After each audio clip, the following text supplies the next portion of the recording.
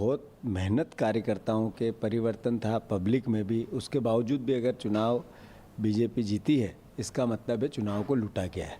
जिस तरीके से प्रशासनिक कर्मचारी और अधिकारियों को पॉलिटिसाइज किया जा रहा है, ये लोकतंत्र के लिए खतरा है। लगभग 38,000 वोटों से हमारा कैंडिडेट महेंद्र भगत जी जो हैं वो वहां से चुनाव जीते हैं। लोकसभा का परिणाम हमारे अपेक्षाओं के अनुरूप नहीं रहा,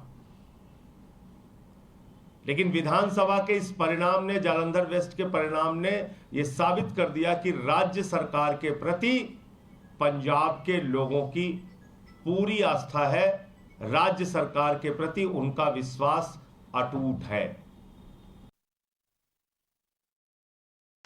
All right, Adrija Saha from West Bengal and Varshini Ramu from Tamil Nadu, both my colleagues join me to draw better perspective as far as these results are concerned. Good evening to the both of you. Varshini, let me come to you first. It's actually not very surprising to see the fact that DMK did win this.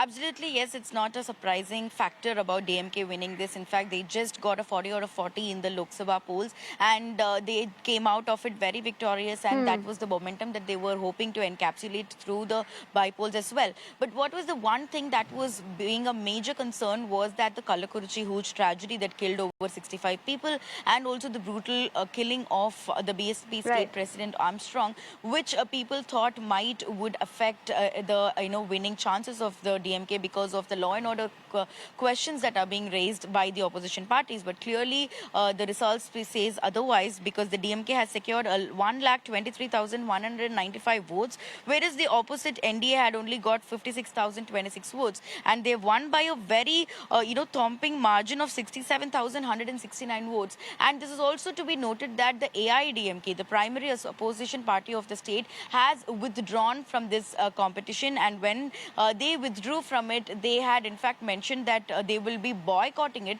but still the voting percentage was 82, which means their cadre, their voters were also voting, and this time around their votes have clearly shifted towards the DMK, which has given them a very clear margin. In fact, the 2021 polls where the DMK won in Vikravandi was even won with a much lesser margin, and the DMK got only around 70,000 votes something when they won in the Vikravandi elections in 2021 assembly polls. But now in the by-poll, they won with 1,23,000 votes, which means all the AIDMK votes and all the anti-votes of the opposition has all gone to the DMK, which has given them this victory yet again. And in fact, Chief Minister M.K. Stalin released a statement where he spoke about how the winning streak is continuing from 2019 and the DMK is unstoppable along with the India Alliance in the other parts of the country also because of the results of the by-polls today. And in fact, he spoke about how BJP has been facing back-to-back defeats, and unless and until they don't realize that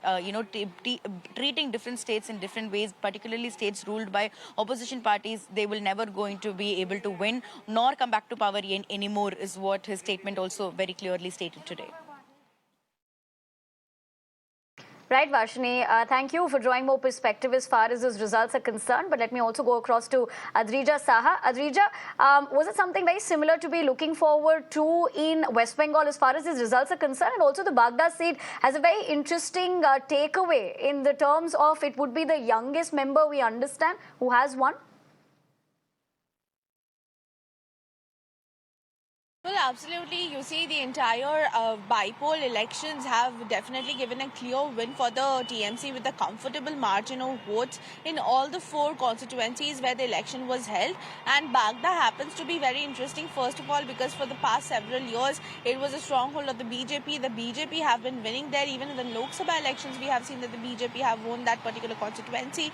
But this time, the TMC have taken it over. They have reclaimed that particular seat. And in fact, not only that, it has the candidate of TMC, she is the youngest politician, youngest candidate. She is just 25 years old.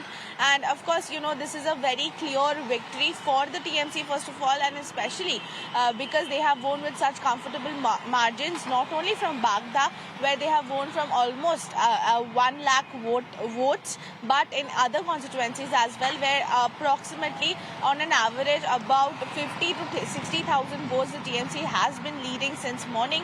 and even as the counting, process is coming to an end, the TMC is leading and has got a very comfortable margin in all the 4 constituencies.